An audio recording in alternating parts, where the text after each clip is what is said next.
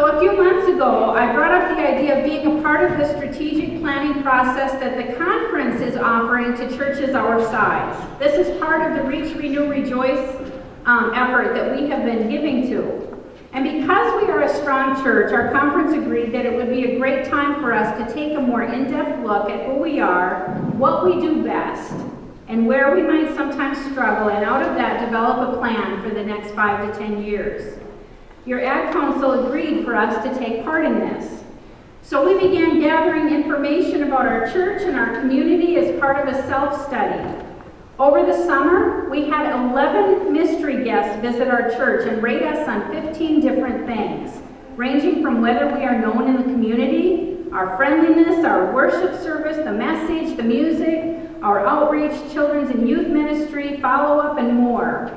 Several of you who regularly participate in small groups in the church were also asked to fill out an online survey. Then an HCI team came and spent a weekend with us, and they interviewed our staff persons, some of our church leaders. They met with 2 focus groups, and they held a congregational meeting open to anyone who wanted to attend. They worshiped with us, and then they gave a plan to us for us to consider. And we would like to share that plan with you now. And I just want to say that we have information sheets with some of this information we're going to go over available for you to take as you leave. We didn't want to give them to you now because I know some of you are like me and you would read the sheet rather than listen to what we're saying. So those sheets will be available for you, so don't worry about how much information you're going to get. The team that came, that got all of this information that they gathered from us, looks at 5 key factors to measure a church's effectiveness and vitality: their purpose, their structure, their connectedness, their passion, and whether they are current. So Carol Wall and Deb Hogginson are going to help me share this plan that we received back from the HCI team. But before they even start, I want to emphasize that the team that worked with us found much to celebrate in the ministry that is taking place here at Hubbard. They see no need for us to change our DNA, to change who we are. They found us to be a dynamic, vital, and engaged congregation. Rather, I think what you are going to hear today are some observations and suggestions that are designed to strengthen our church for the coming years and to reframe some of what we are doing and be more clear about why we are doing it. And the other thing I want to emphasize is that this report you're going to hear really comes from us. They listened to us. They looked at the surveys that we filled out. They listened to the small groups and the interviews and the congregational meeting. They listened to the self-study that we did. And so out of that, out of what we told them, comes this report. This isn't something they came and put on us. They listened to what we were saying and then gave us this report. So I'm going to ask Carol to share first with you which the HCI team believes are our greatest strengths as a church.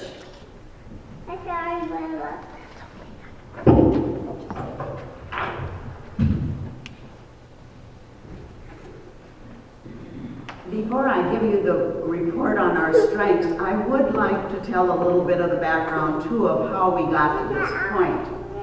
The Ad Council approved this process, the Healthy Church Initiative, as we have done strategic planning before and found it to be useful, a useful way to set goals and to accomplish them.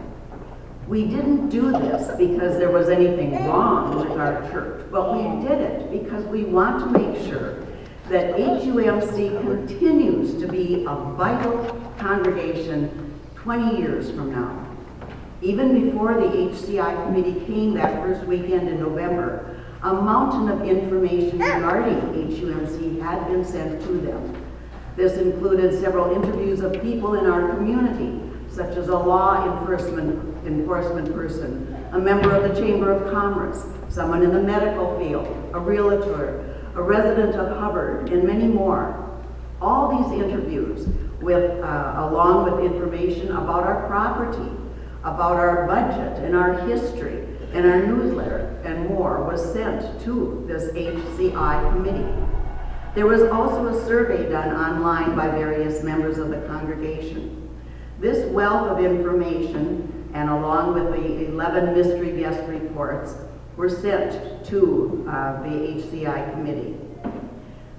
And of course, there were the interviews that were done that weekend that they were here with the congregational meeting and the ad council gathering. All of these reports went into the results went into this report. So I ask you to listen with an open heart and an open mind as you hear this, remembering that we are not being told to change who we are.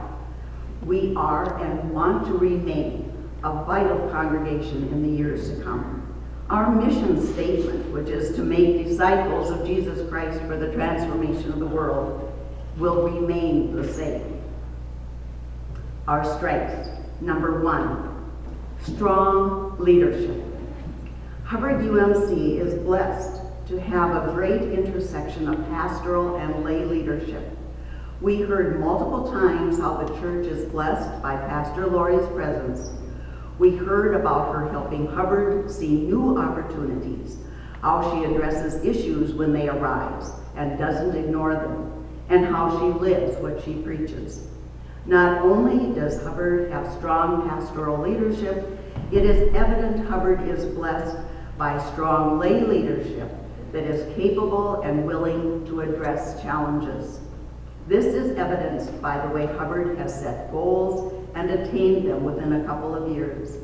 Not only are the leaders capable, but they also have the experience of past leadership along with the gifts of time to help Hubbard live into its next chapter.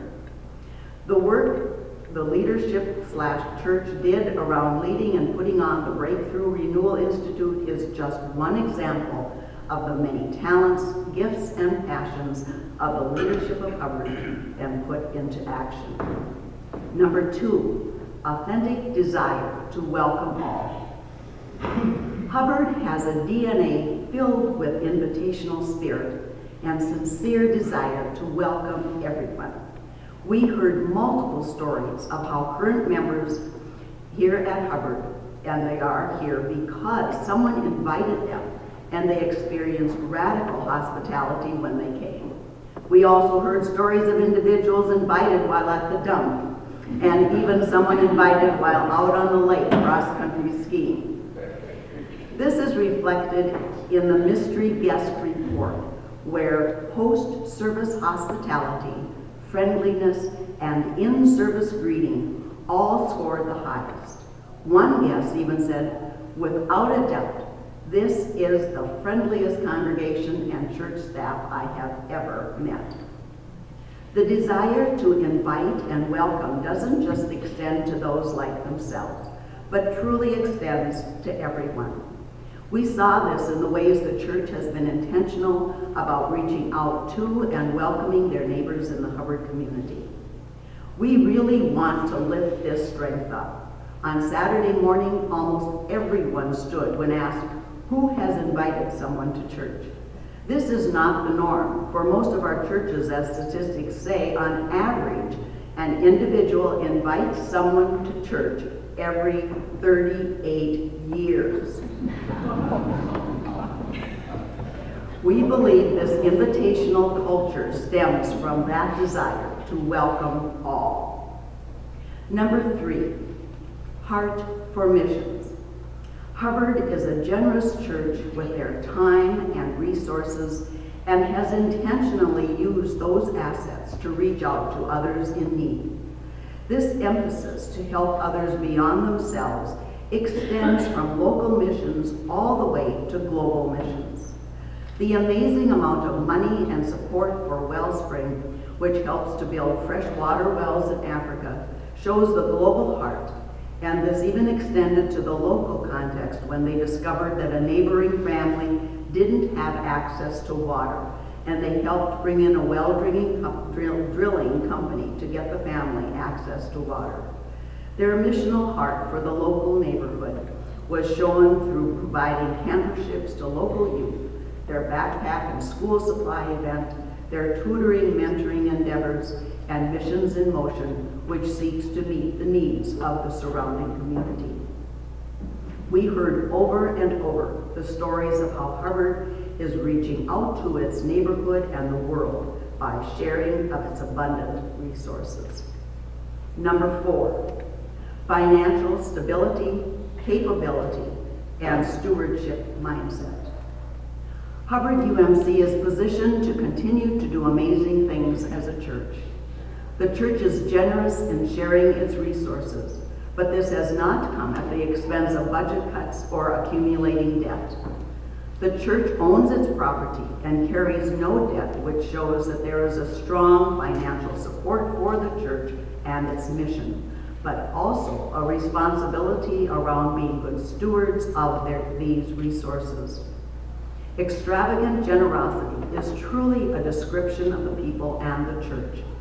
With a pledge fulfillment rate above 95% and the abundant giving to missions, Hubbard UMC has demonstrated a capacity and capability of being a true blessing with their financial resources. And number 5, a willingness and desire to not be satisfied. The church has a spirit of improvement.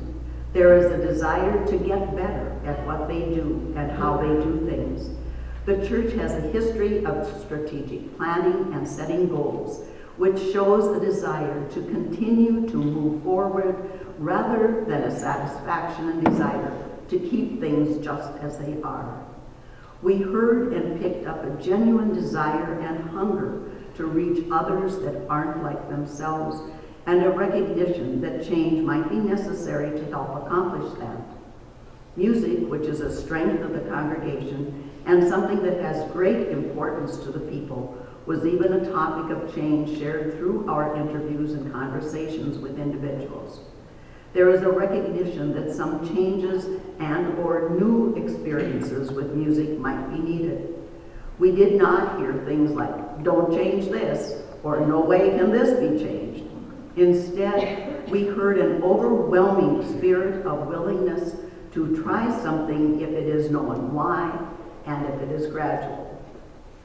While the church might not have a clear vision of what is next, we did hear a clear desire to live into something if they just knew what it was.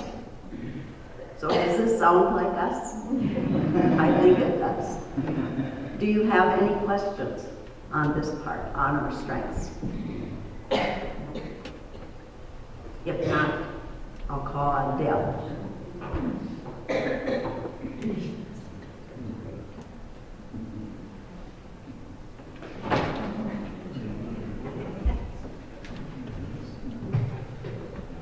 Good morning. I don't know if I drew the short straw, but I get to talk about opportunities. I'll begin by just sharing, and I shared this before. When we started on this process, skeptical is probably a strong word, but I had some concerns about how this group was going to help us with our strategic plan, and I will say I'm impressed by the number of data points that they used to inform the report, from the focus groups and the interviews and the congregational meeting, the survey, the mystery guests. They used a lot of points of data to help us put the report together, and that provides a good foundation to begin on. I'm also comforted by the fact that they are not suggesting we need to change who we are. And both Lori and Carol spoke to that we need to reframe, refocus. And one of the words in the report they use is build on a vibrant foundation. So we already have we're standing on solid ground. So I'm going to share the opportunities that the consultants shared with us. The first one, opportunity number 1, is clarity of purpose connected to Jesus. The church is committed to doing good in the community and world, along with having that invitational spirit. However, we didn't hear why this is a reality because of Jesus. We believe that the connection is there, but for whatever reason, the connection to Jesus was not clearly articulated.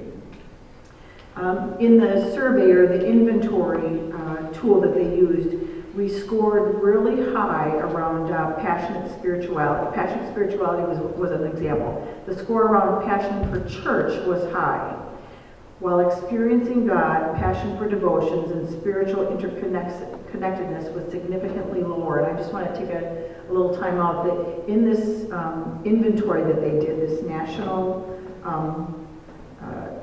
church development inventory, thank you, we answered questions and then they gave us feedback around 8 domains.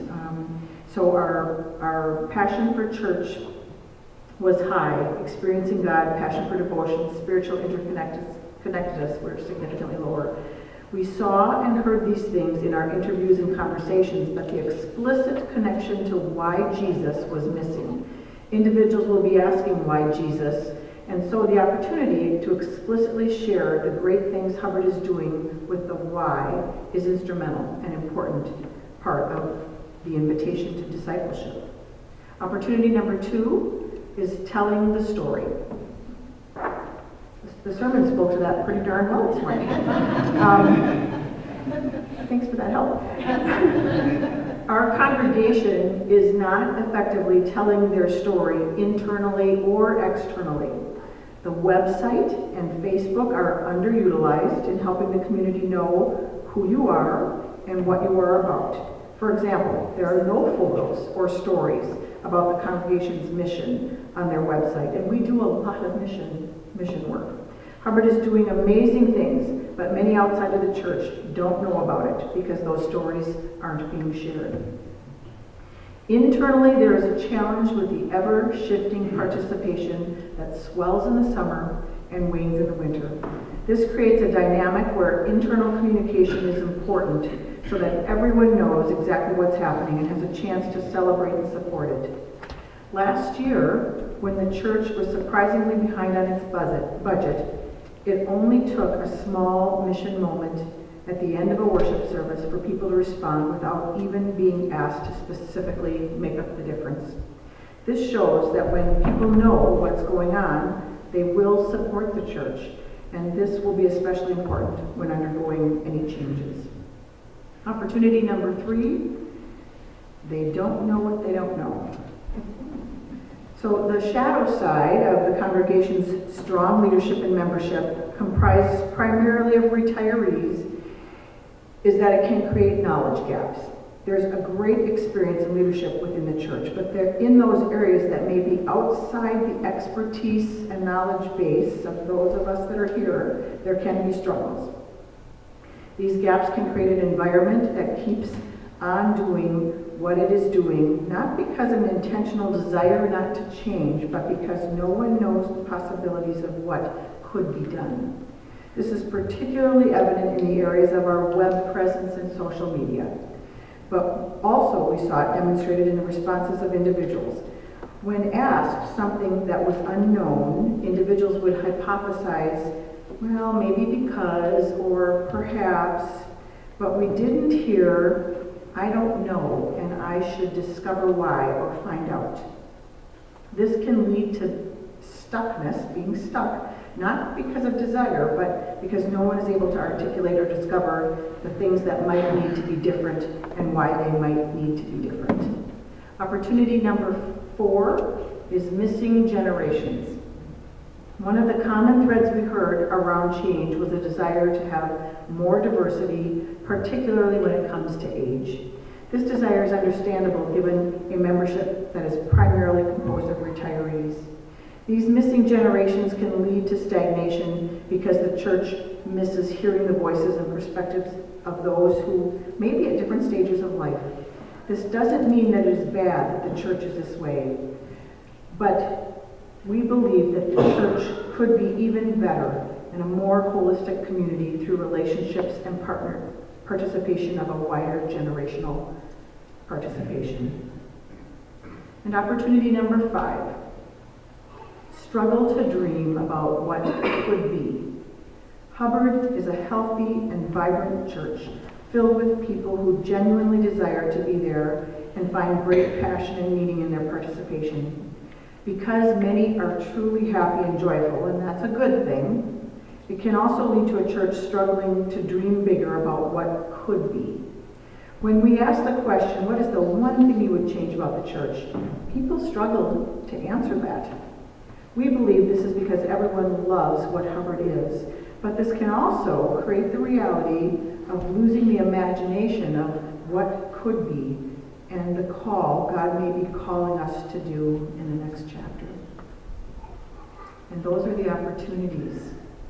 So just like Carol asked about our strength, do our opportunities sound a little bit like us? What do you think? Anyone have questions about any of the opportunities that they proposed for us? Okay, I'll turn the floor back over to you.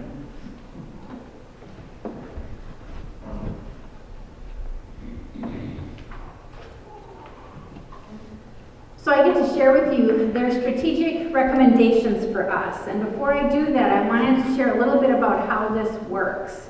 You're going to get this information and we want you to think about it. And we're going to also send out an email to everyone in the church with a link to this. We're taping this and we're going to send out a link to this. So if you want to listen to this again, you sure can. We'll also give you an information sheet with these highlights on it, our strengths, our opportunities, and then our recommendations. But then we are going to be asked to vote on these. So I want you to listen carefully to what they are recommending that we do. And we don't get to say, we like 1 and 2, but we don't care about 3, 4, and 5. You either vote for all of it or none of it. And if you vote for all of it, that we are going to go on this journey, we will be provided a coach to help us go on this journey, who will provide us with some resources and some expertise. Otherwise, we can still try to do some of this work, we just won't have the benefit of a coach. So here are our 5 recommendations. Number 1, live into a vision of an invitational community where love dwells, faith grows, and mission leads. Now remember, our mission statement is that we make disciples of Jesus Christ for the transformation of the world. The vision is what that looks like in this particular place. And so the vision for Hubbard that they have given us, the vision statement they have given us, is this one, an invitational community where love dwells, faith grows, and mission leads. The church needs to have a cohesive focus for its ministry and life together. They need to flip being known as a retiree church to being known as a church that embodies the experience someone would have if they are a part of this church. Our experience together is bigger than just being a church for retirees, in other words. One thing we heard from multiple individuals and in our conversation with focus groups is a desire to have a vision for the future. So we want to invite you to live into a working vision of this one that is up on the screen and that I just mentioned. Over the next year, try it on and utilize it to give direction and purpose to what you do and how you do it. This vision can also be used as an evaluative tool for what you are currently doing by asking the questions, how do people experience love in this? How is our faith or others' faith growing through this? And is this being led by our missional heart? We want to invite you to rebrand yourself with this vision because we truly believe that this is a reflection of who you are. You are not just a church of retirees. You are an invitational community where love dwells, faith grows, and mission leads, that also happens to be composed largely of retirees. Our invitation for you is to begin to live into this vision and with the help of your coach, discern over the next 12 months if this is truly who God is calling you to be or if it needs to be tweaked. We wanted to give you direction to move forward, but also want you to have the freedom to use this to discover if this is truly God's vision for you or if it is something else, without being stuck or distracted trying to figure this out from scratch. This is my favorite recommendation.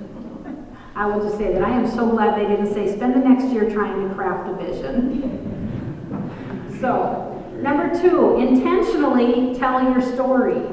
We invite you to spend the next year to name and claim your faith story. To do that, we ask you to do the following things. Externally, with the help of your coach, find a resource to redo your website and rebrand it with the working vision. Use the website to tell your story of who you are in a way that invites others to join you in that community and experience where love dwells, faith grows, and mission leads. Learn about the many forms of social media and new technological communication platforms like Facebook, Twitter, etc. by having a workshop where individual church members can learn how to use these tools and how they can share the story of Hubbard UMC. For instance, the trend on Twitter or Facebook of using a hashtag can create buzz and help spread your message. Example, hashtag love dwells at Hubbard. That is attached to a photo or story showing how that is happening.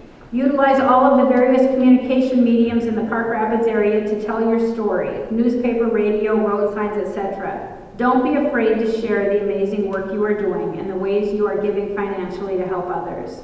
Share that story and invite others to participate with you in that work. And create a community engagement team that is given the responsibility to ensure that this communication is happening.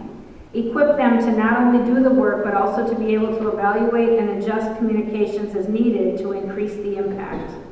And then internally, tell individual and community stories of how love is dwelling, where faith is growing, and how mission is leading through all your modes of communication. Make space in your meetings to share stories of each. Create a section within your newsletter to tell some of these stories monthly. Create a weekly or monthly email that is only about telling some of these breakthrough stories about how God is at work in your midst, which is aligned with the driving vision. Explore the various ways you may need to communicate with the seasonal participants of Hubbard so that they not only know what is happening while they are not physically present, but can participate through their prayer and support because they know what is happening. The third recommendation is intentional faith development. In order to make connections of who you are and why Jesus helps inform what you do, we believe you need the tools and common language or experience to do that. And we wonder if part of the reason that that connection isn't explicitly being stated may be because people don't know how to say it or don't have the tools to express it. So to help this begin to form, we want to invite you to do the following. Initiate a year-long church-wide journey centered around We Make the Road by Walking by Brian McLaren. This is a resource that spans 52 weeks and encompasses worship, small groups, and individual study. You can get creative and create new small groups. You can have your own interest groups like the biking group do it, have devotionals, communicated weekly. The point is to share a common journey and to discover how God is moving in your individual and corporate lives. Or you can do a quarterly church-wide journey encompassing small groups, individual devotion, and worship that utilizes another resource like Unbinding the Gospel. Your coach could help you in the discernment of what study might be best for you. The fourth recommendation is to create a third place for Hubbard community. One of the greatest assets of Hubbard UMC is the strong relationships that you all have and the genuine care, concern, and love you have for one another. However, we also heard that even though you are reaching out with love to the Hubbard community, somehow those individuals aren't connecting with Hubbard UMC as a spiritual home for themselves. And we wondered if a bridge to help overcome this disconnect is the need to create a third place for the kids, families, and individuals of the Hubbard community. What would it look like to, for example, create a musical park or playground on the church grounds that is open to and for the families of the Hubbard community and the larger Park Rapids area? Connect your passion and love for music and share it by creating a space where kids can discover the joys of sounds by playing. Along with this, have benches for parents to sit on as they watch their kids play and use this to go out and be present with them and build relationships. Or explore a mentoring program. Assess the gifts and passions of the individuals of Hubbard UMC and explore sharing those gifts by mentoring others within the Hubbard community. Examples of a member who plays guitar could mentor a child who may want to learn the guitar, and the church could provide a guitar for the child when they reach a goal of knowing 3 songs or something like that. A member who is good with budgets could mentor a family on budgeting and help them establish a family budget. A member who cooks could teach a child how to follow a recipe and introduce new foods to their life. The point is, those third spaces can also be relationships created through a common interest or desire. Or you could build a community garden with partners to help provide healthy food to the Hubbard community and tie it into a mentoring program with a child and parent on how to cook using fresh fruit from the garden. Or lastly, there is the Dream Big option. What might it look like to build or create a community space where that space is utilized to house your tutoring programs, to provide community learning events, to provide a safe indoor space for kids to gather and play. So that's all under that creating a third place for the Hubbard community. The third place comes from the first place is their home, the second place is the church. But to get them from their home to the church, sometimes you need to have a third place where relationships are built in order to make that happen. And then the fifth recommendation is a culture of curiosity, investing in a year of experimentation. We want to invite you into a year of experimentation. We want to encourage you to try new things and to discover what works, what you like, what you don't like, etc. Do something new without expectation of success, but rather with an expectation to learn. We would like to see you let loose and give things a try. Experiment with some of those dreams or ideas people have, and use the year as a learning lab to inform changes you can implement in the years to come. For instance, we heard a desire from some to have other types of music in worship. Over the year, experiment with music. Try it out and see what works and what doesn't. For a quarter, instead of a hymn sing every Sunday before worship, do a special hymn sing event once a month on another day of the week, or have a potluck hymn sing event. For a month, experiment by adding in a contemporary song led by a guitar as part of your worship service. You could experiment with a worship service out on the lake and meet people where they are on their boats. Those are all just ideas. They're not prescriptions. That's just to try to get us to start thinking.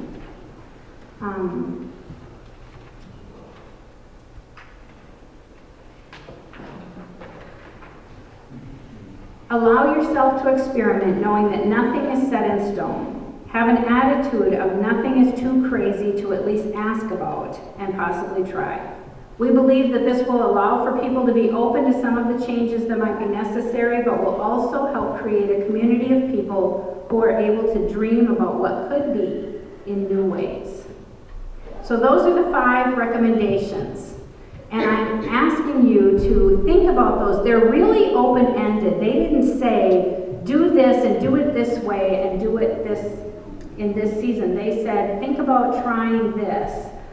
They gave multiple examples of how you could do something. So it really is really open-ended on how we can interpret some of these recommendations and put them into practice. I just want to read you the conclusion that they gave us, and then I'll let you know what's next. As a congregation, you have been taking the right next steps to be out in the community and creating a place of welcome and hospitality. What we offer to you is a way to focus and create deep intentionality in what you are doing and explore new ways of being. We want to affirm that what you have been doing has been excellent, and we believe that by aligning yourself with a purpose for being which shapes how and why you do what you do, will allow you to continue to build upon the vibrant foundation that you already have laid. Another way to say this, we don't think you need to change who you are, but rather refocus and reframe why and how you exist, which we believe will help you begin to create a community where you begin to see the diversity you seek to have in the future. Our hope is that these recommendations can be a gift to you and a pathway forward to the next chapter in the story of Hubbard UMC. So the next steps are, this is our first sort of town hall kind of meeting where you got the information. That information will also be sent out via a link on an email to everyone in the church, and hopefully Bill and I can get that done today so that our seasonal people will also have access to hear all of this information. I will also try to set up a time in December where if anyone has questions or wants to come and talk about this more, that we can do that. And then I'm hoping that on January 6th, that's the first Sunday that our district superintendent is available, Mark Miller will join us following worship, and we will vote on whether we want to adopt these recommendations or not. And we are working very hard on figuring out a way where our summer people who have gone south for the winter can be technologically present for that vote. The discipline states that you have to be present in order to vote. And we're working on how to make people who are not physically here, technologically here, so that they can have a voice and a vote in this decision. And then if we vote to approve that we're going to move forward with these recommendations, then we will have a coach, Bill Lewis, who will lead an implementation session to help us get started, and then will coach me and our leadership team through the execution of our plan. And we will set up a covenanting and recommissioning Sunday to launch the implementation, and that would probably be sometime later in the winter, I'm guessing maybe February or March. So any questions about all of that information that was just shared?